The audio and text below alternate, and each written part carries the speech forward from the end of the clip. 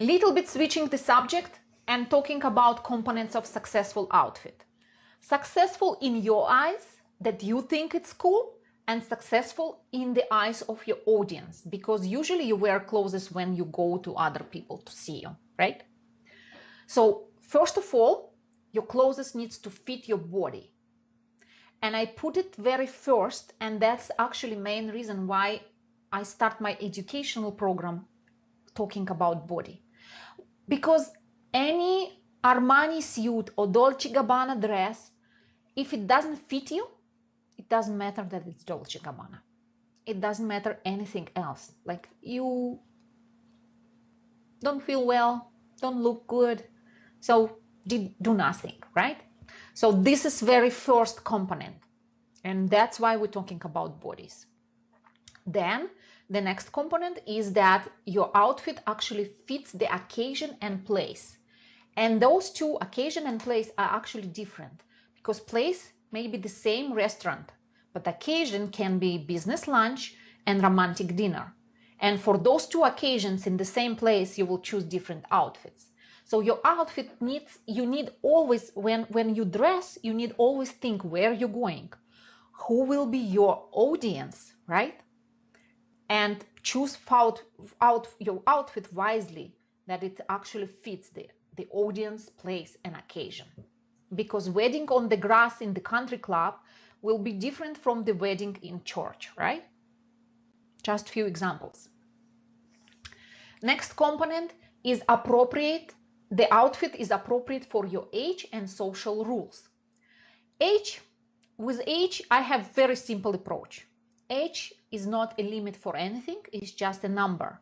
But when I say that you need to consider your age when you dress, I'm more talking about body changes that we experience with the age. For example, if I have fluffy hands, the upper hand, they become very fluffy, especially for those who doesn't like sports and weights, then you just avoid sleeveless dresses, right? But it's not because I'm 59. It's because my arms doesn't look good. So this rule will work for body limitations and not for age. With social rules, it's a little bit more complicated. Social rules, it's your environment. It's what is acceptable in the audience where you're going or not acceptable. And you, of course, can break them, but you need to understand and do it in purpose. If you decided to break them, create attention, scandalize, go for it, girl, right? But if it's not your purpose, just remember that you need to follow those rules to feel comfortable, to feel acceptable. And those social rules will be very different in different social levels. High society is different from the cowboys, right? And also geographically from country to country. So we probably will be quite similar with Americans, depends where, but mostly. But we will be very, very different from England, United Kingdom. Oh my God, they have so many social rules. I always think, thanks God I'm not there.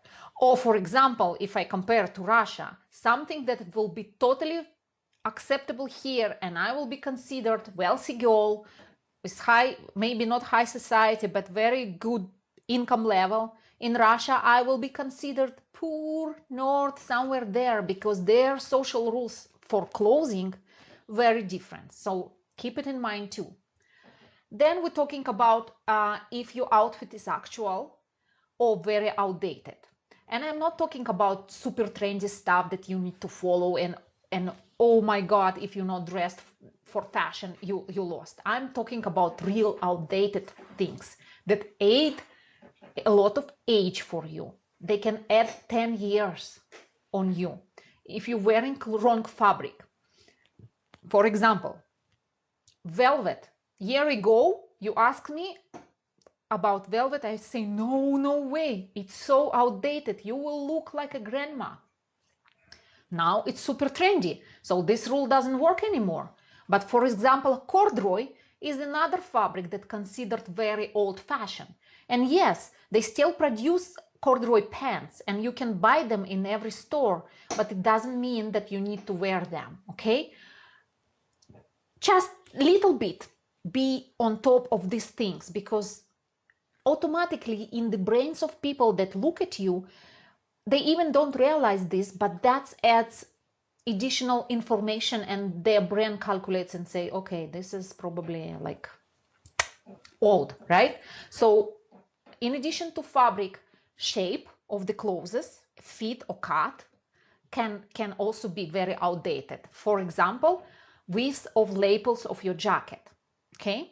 If they're too wide or too narrow, it can relate to specific time, like 10 years ago. So wide lapels now also become trendy, but half a year ago or a year ago, they were considered super outdated. So jackets that you wear for a long time, it can look very new, but it can give you very outdated feel. So if you buy jackets, try to find something medium that is timeless, right? Classic, without extremes to any side. Prints, that's super story with prints, because prints can be super outdated, and it's very hard for an experienced person to distinguish between what is outdated and what is okay. Florals now super trendy, but there is a florals and there is a florals, okay? They are can be very different. So for example, here in Canada we have Laura.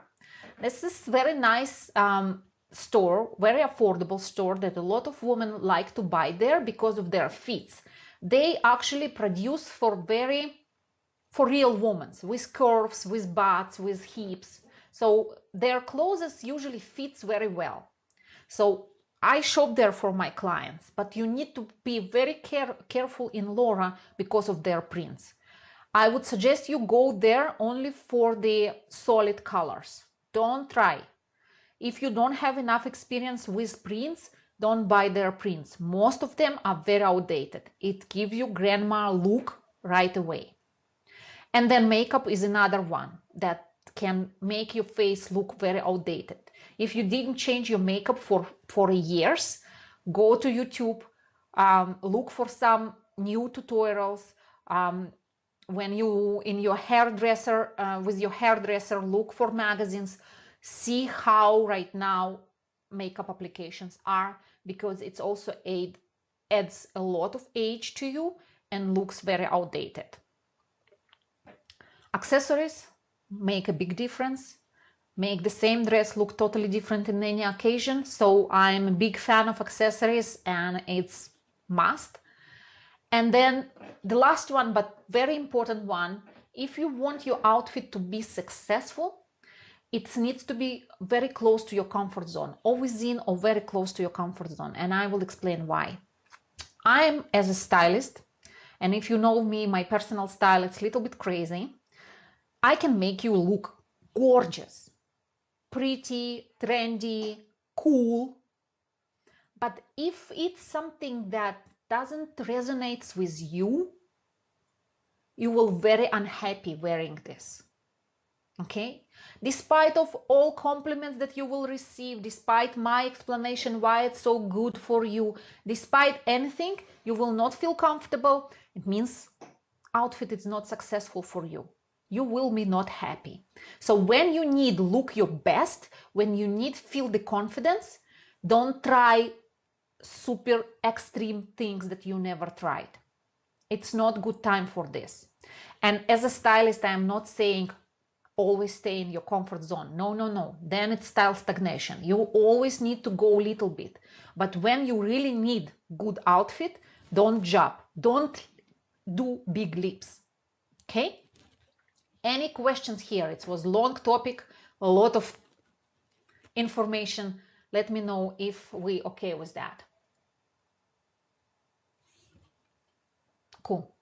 So what I want to mention that my work as a stylist is actually around all this. Okay? Make sure that your fit is good. Make sure that your clothes is appropriate for your goals. and what you want to use them for your lifestyle. Make sure that it's all not outdated, it's classic or modern or actual or trendy, depends again how far you want to go with this. So, and also make, like, move slowly from your very own comfort zone where you are right now. Slowly move forward, but not jump. Sometimes my clients request a big change and they're ready for extreme makeover, but I can tell you from my experience, if you never did this in your life and you're not really like me changing yourself all the time, it's not good, not sustainable thing to do. It will give you emotions, but it's not sustaining your lifestyle. So smaller steps are better, and that's my work actually as a stylist with you.